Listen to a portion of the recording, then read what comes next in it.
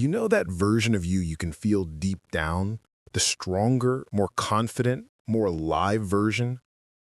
Who is not waiting for motivation or waiting for you to step into discomfort. Let's be real. Growth doesn't feel good. It's uncomfortable. It's showing up when you'd rather quit. But everything you want, the strength, the confidence, the peace, lives on the other side of that discomfort. This isn't about working harder. It's about working wiser, learning the ancient art of strategic discomfort, the intentional practice of leaning into challenge to sculpt the strongest version of yourself. Most people run from discomfort, but not you. You're here because something inside you knows there's more, that your next level doesn't come from comfort. So before we go any further, do this. Comment below one area of your life where you've been too comfortable. Maybe it's your fitness, your career, or your mindset. Because by the end of this journey, your comfort zone won't feel like home anymore. Let's get into it. Chapter 1. The Comfort Trap. Picture this. You wake up, scroll through your phone, same coffee, same commute, same day. It's easy, predictable, safe. And yet, you feel restless, like something's missing. That's the trap. Comfort feels like peace, but often it's quiet decay. Modern life rewards ease.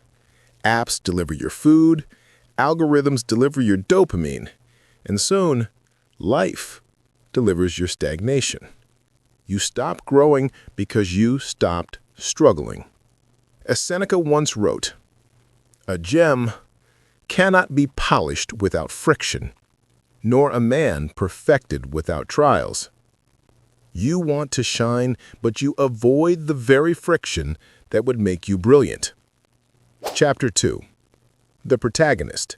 The Mirror Moment. Let's talk about someone. Maybe someone like you. There was once a young professional.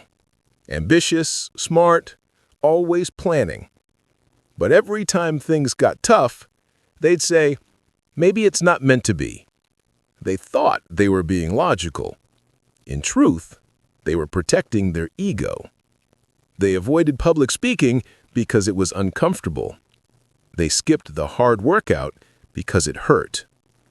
They didn't ask for that opportunity because rejection felt too heavy. Until, one day, they saw themselves in the mirror. Not their reflection, but their pattern.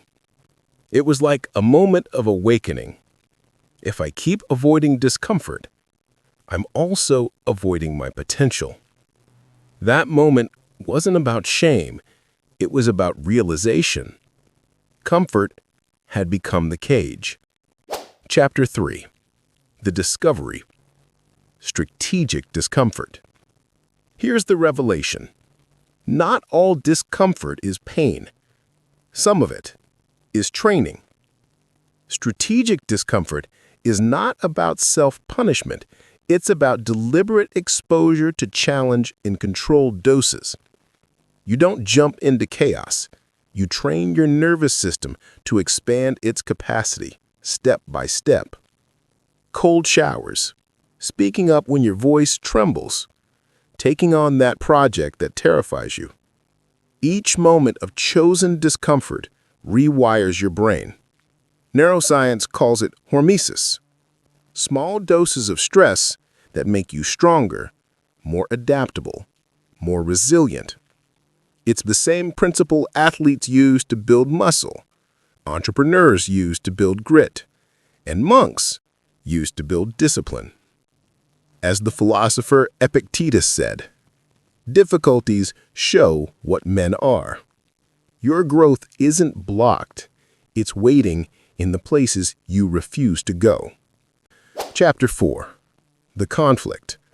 Resistance. But here's the thing. Even when you know this truth, your mind will fight it. You'll hear that voice whisper, maybe tomorrow. Maybe I'm not ready. Maybe I'll start when I feel more confident. That voice isn't weakness. It's the brain's ancient wiring. It wants safety, not success. But remember this, comfort doesn't equal happiness. It equals familiar suffering. So the next time your heart races before a challenge, don't run from it. Smile, because that's not fear, that's expansion. Your nervous system is upgrading in real time. It's like a butterfly resisting its cocoon. The struggle isn't a barrier, it's the birth. Take a breath. Feel that edge. That's where transformation begins. Chapter 5. The Shift. Back to our protagonist. They started small. One cold shower. One hard conversation. One risk taken despite fear. At first, it was uncomfortable, almost unbearable. But slowly, something shifted. Confidence replaced hesitation. Resilience replaced doubt. And comfort became boring. Because once you've tasted growth, stagnation starts to feel like death. They realized that discomfort wasn't an obstacle, it was a compass. Every fear pointed directly toward the next level of evolution. And maybe that's true for you too. Pause for a second. Imagine your life a year from now if you practiced this. Imagine your confidence, your body, your focus. Imagine walking into challenges not with fear, but with hunger. That's the art of strategic discomfort. Chapter 6. The philosophical payoff, the deep truth. Here's the ultimate paradox. The more you seek comfort, the weaker you become. But the more you seek discomfort, the more peace you find. Because real peace doesn't come from avoiding storms, it comes from learning to stand calmly within them. The discomfort you resist today becomes the weakness you carry tomorrow. The discomfort you embrace today becomes the strength you wield forever. As the Buddhist proverb says, the obstacle is the path. This isn't just a philosophy, it's a way of life, a commitment to never let fear dictate your limits. So ask yourself, who are you becoming when you choose discomfort? The person who hides or the person who transforms? If this message hits you, if something in you knows it's time to grow again, then let's make it real. Comment below, I choose growth over comfort.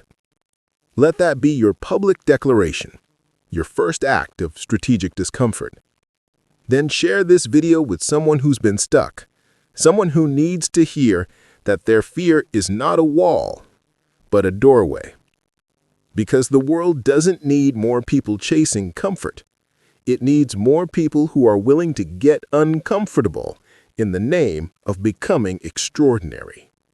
Remember this. Your potential is not sleeping, it's waiting at the edge of your comfort zone.